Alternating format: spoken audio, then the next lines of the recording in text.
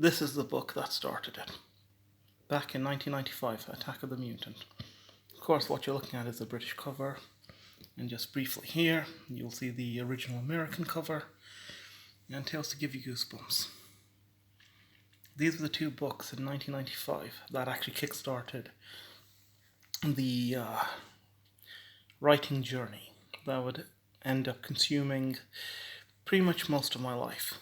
And in between that, we would have run-ins with the R.L. Stine's Ghosts of Fear Street series, the M.D. Spencer Shivers series, and its British equivalent, Shivers, which, as you can see, has a completely different author by the name of Edgar J. Hyde, although I'm not sure how many of you are even familiar that there is actually a British variation of that. So that would be what would kickstart the adventure, and it would then be this book here. It came from Ohio, of course, my life. This is the original version of the biography of R.L. Stine. And this would be the book that would end the 1999-2000 time period for me. I would also, during this time, go through various other books, such as the proper Fear Street series by R.L. Stine. And since we're actually on Fear Street, just for a moment, before we move on to anything else, let's just go back here. Bloody hell. Hold on for just one moment, since, my God. Oh, here we go. There we go. L.J. Smith, The Forbidden Game Trilogy. The Hunter, The Chase, The Kill. And look for the new L.J. Smith trilogy, Dark Visions. So why am I showing you this page? Well, back in the day, this was nothing more than just an ad in the back of the book, and I didn't pay much attention to it, because I had no idea who the hell L.J. Smith was. And then later on, the Vampire Diaries came around, and the name L.J. Smith was pretty much more or less being pushed all over the place. Flash forward to 2016 or 2017, and my cousin would end up sending me The Forbidden Game by L.J. Smith.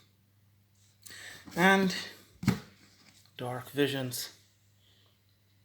And these were two random books, by the way. Random collections that were sent to me. The random trilogies. I didn't ask for them. I didn't go looking for them. They were just sent to me. Once again, it makes me wonder. Are these things destined? Are these things planned?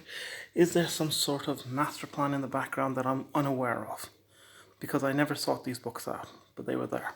And yet I encountered them earlier on in this book back in the 90s. But moving on through that. Like these two books over here, throughout the 2000s I would end up getting a number of things thrown at me from the Goosebumps universe. And this was mainly because my uncle and aunties from the various other places, like my uncle and auntie in Scotland, they were aware that I was a fan of Goosebumps. They didn't have any idea that Goosebumps had branched off from the main timeline.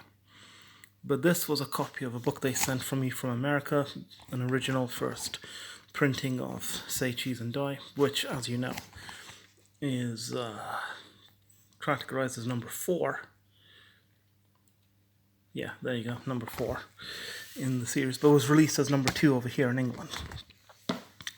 And then they would go on to send me Goosebumps, Hall of Horrors, without realizing that Hall of Horrors is actually something else entirely, that it's a completely different series, which was also then followed by Goosebumps Wanted the Haunted Mask, which is part of yet another series, and then, of course, Goosebumps Horrorland.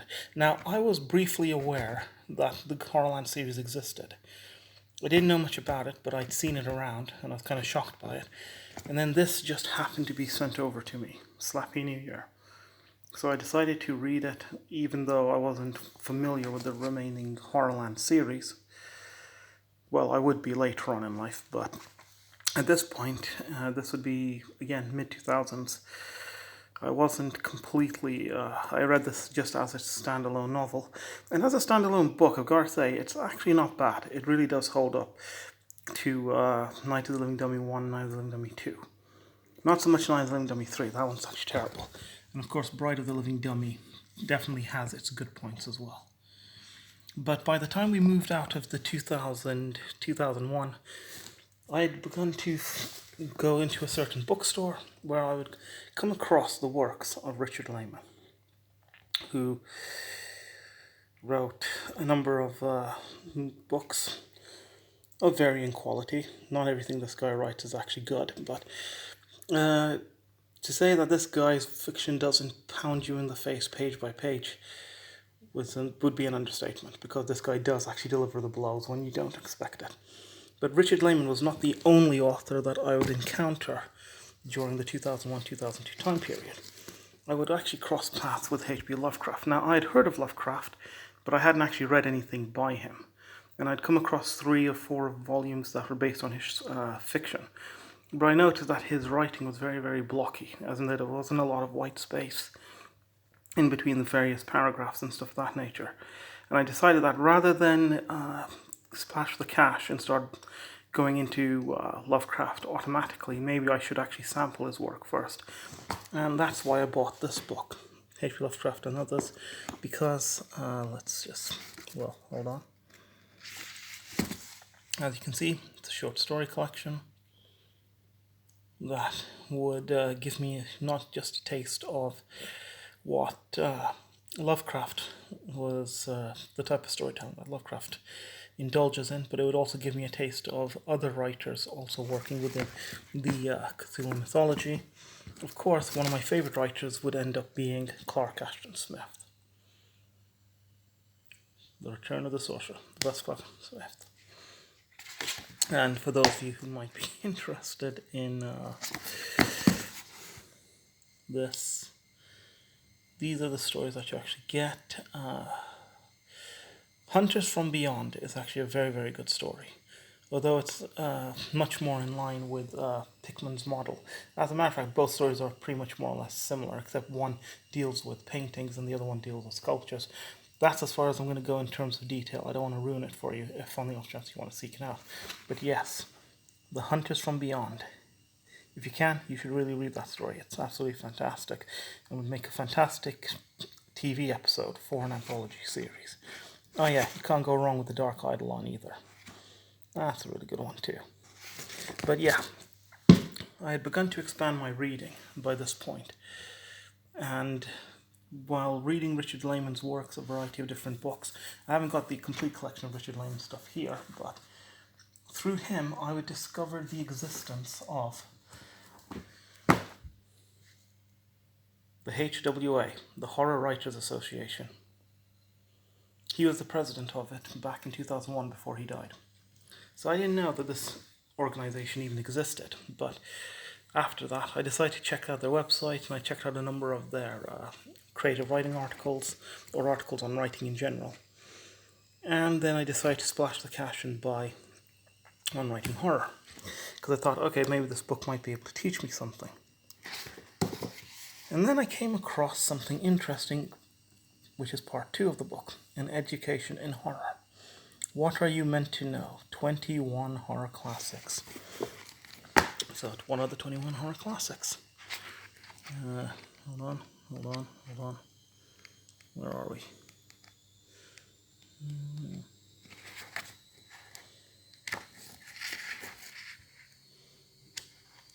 Bloody hell.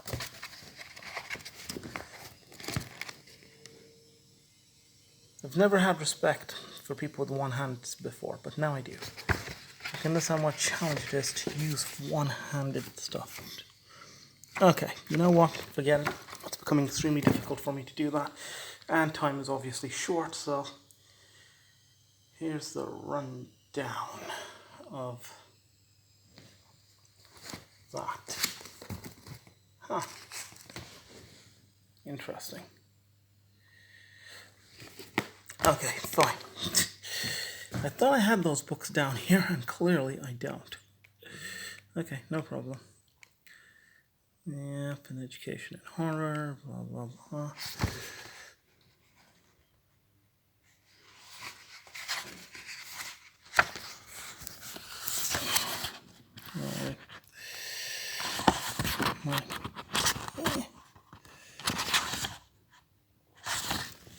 Okay, so here we go. Frankenstein, Dracula, The Ghost Pirates, The Collected Ghost Stories of M.R. James. So, got that one, got that. Burn Witch Burn by Abraham Merritt, got. To Walk the Night by William Sloane, I do not have that one. The Dunwich Horror and Others by H.P. Lovecraft, I didn't need to get this one because I'd actually got his 3 complete collections by this point, so I pretty much had most of the stories in that. And then, of course, we had Fear by L. Ron Hubbard, who is mostly known as a science fiction writer, but he did write a number of genres, and Darker Than You Think, which is one of the best werewolf novels, although I guess you could say it's a bit old-fashioned, outdated. Conjure Wife by Fritz Leiber. I Am Legend by Richard Matheson, which is one of the best vampire books ever. Rosemary's Baby by Ira Levin. Oh, look at that. Rosemary's Baby. Got it right here. Hell House by Richard Matheson. This is another great one. The October Country by Ray Bradbury. Something Wicked This Way Comes by Ray Bradbury. Yeah, got those. The Exorcist by William Peter Blatty. It was okay. Wasn't that impressed by it. And that goes for both the book and the movie. Falling Angel. I've seen the movie Angel Heart, on which this book was... Yes, the film was based on this book, but I haven't come across this book yet. And then, of course, you've got stuff like Salem's Lot and The Stand, both by Stephen King. Watches by Dean Koontz, which, of course, also turned out to be a pretty decent book. And I would have actually had them down here, but it seems I'd forgotten them. But through getting on writing horror, I realized that there was so much more about the creative writing process that I was unfamiliar with. And I decided to finally educate myself properly. And that would lead me into... oh, wait a minute, hold on. Sideline for that. By this point, I'd already tried several competitions here in England, including the British Fantasy Society short story competition, and things hadn't worked out for me on that front. So I thought I'd give the American competitions a try, mainly the, the L. Ron Hubbard Writers of the Future competition and the Magazine of Fantasy and Science Fiction. And through searching the Magazine of Fantasy and Science Fiction, checking out their rules, their regulations, in terms of their contribution guidelines, I would discover that there was 3 books that they told you need to read if you want to actually really focus on the craft of writing and the art of storytelling. One would be On Writing Science Fiction. General writing would be The Craft of Writing by William Sloane, who also happens to have a book featured in the 21 collection things, and of course The Elements of Style by William Strunk and E.V. White.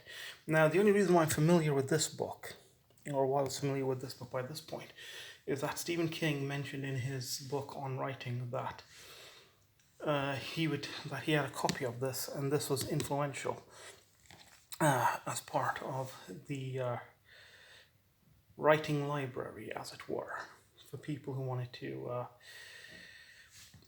pursue the craft of writing. And nearly anyone who took English seriously in school would probably have had this book as part of their package. So, of course, like I said, I was on a creative writing journey by this point, and I wanted to learn more about the art of storytelling and the craft of writing. So I decided that these books must be considered semi-gospel in some way.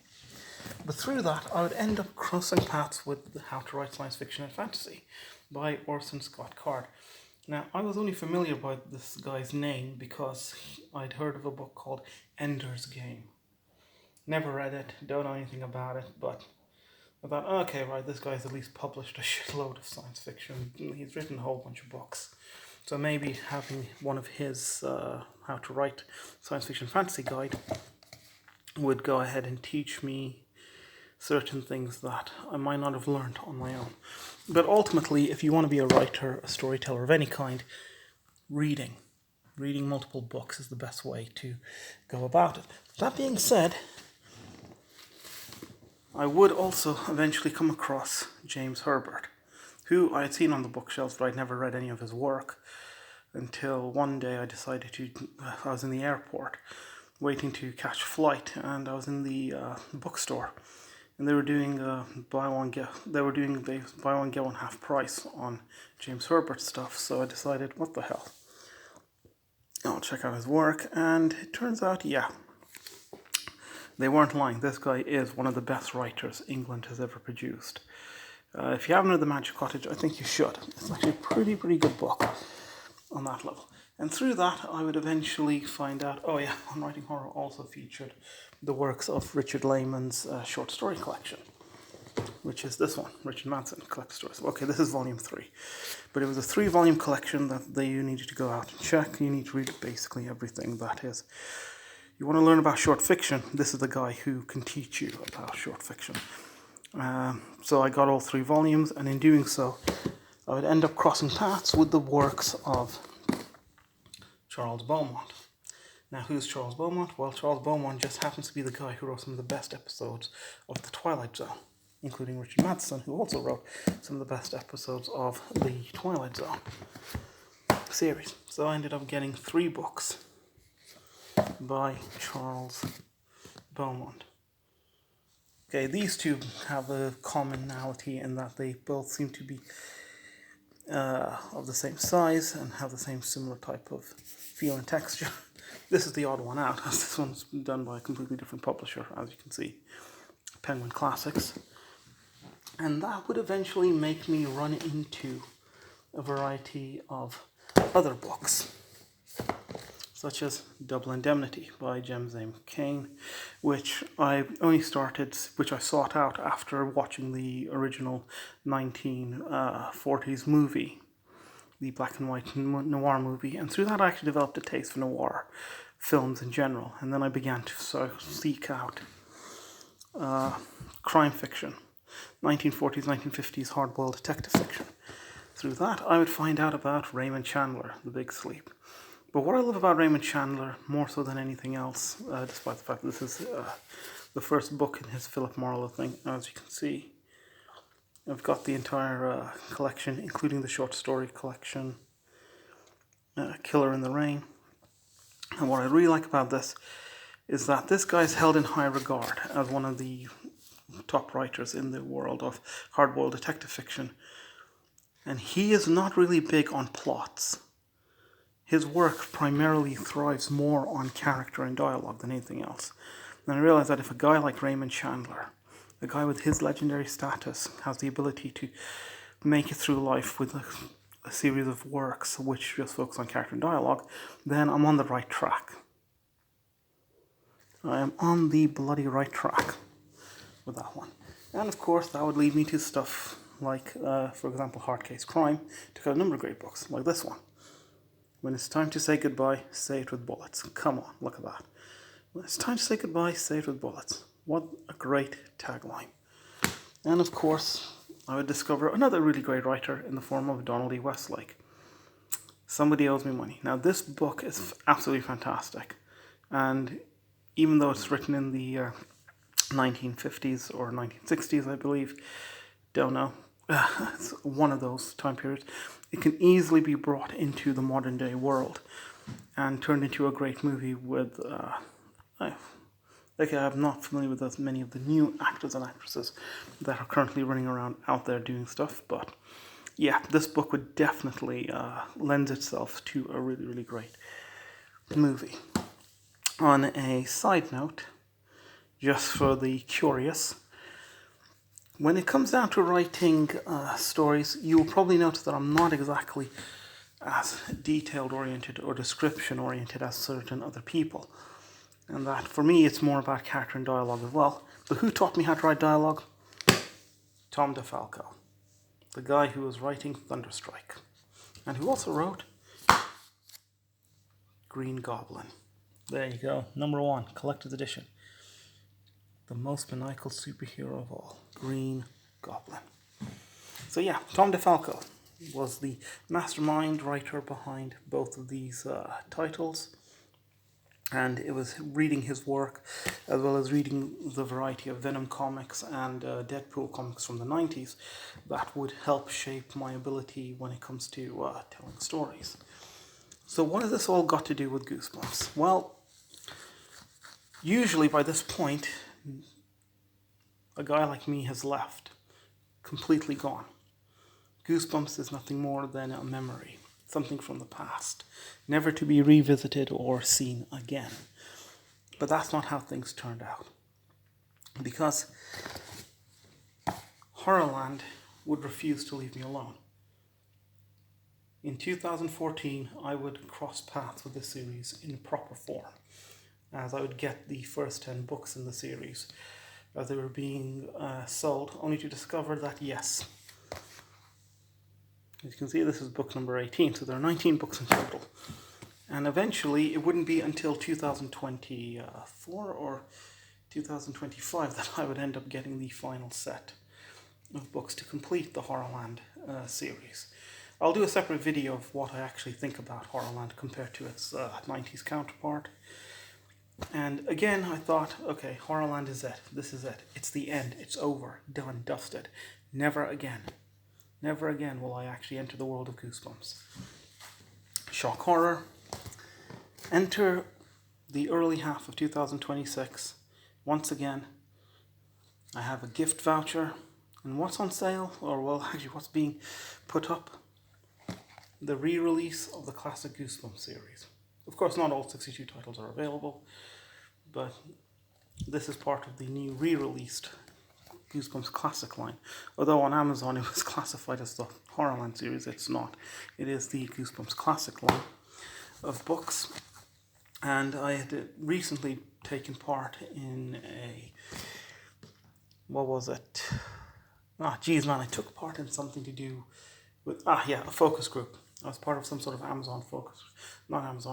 Netflix focus group, and as a reward I was given a voucher, £25 voucher I believe, and I decided to, well, there weren't really any other books that I needed to get. I thought, what the hell, let's just splash the cash, the voucher really, and see if Goosebumps Classic was able to maintain the same hold.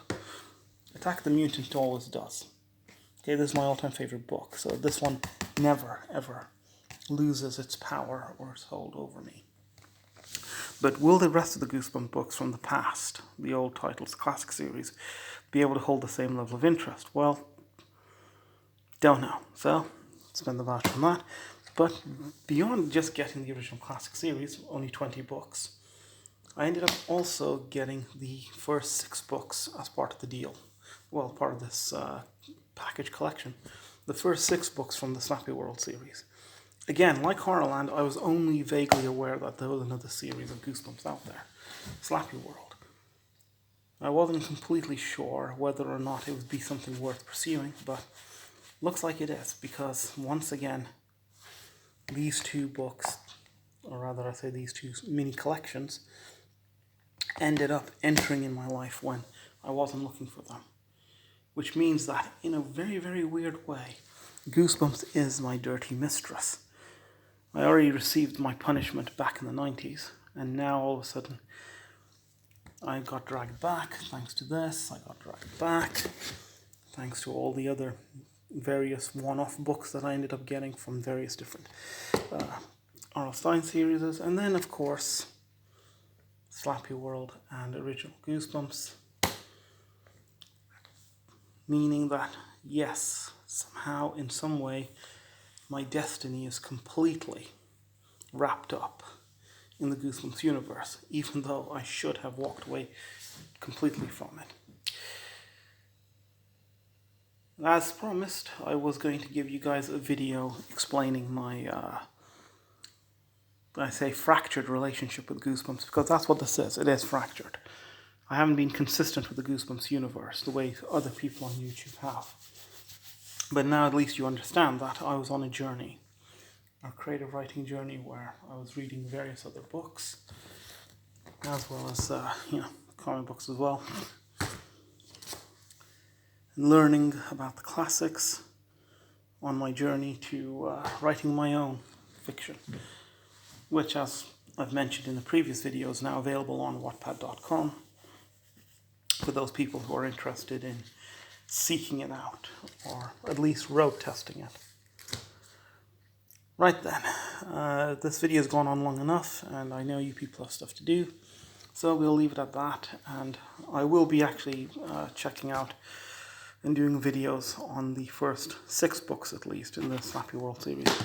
And I will be doing a triple threat video series on revisiting the past and revisiting the Goosebumps classic line of stuff, as well as doing a special video on Attack the Mutant and various other books which feature comic books as the main theme.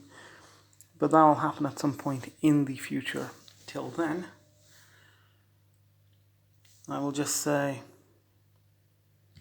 yeah, it's been quite a ride.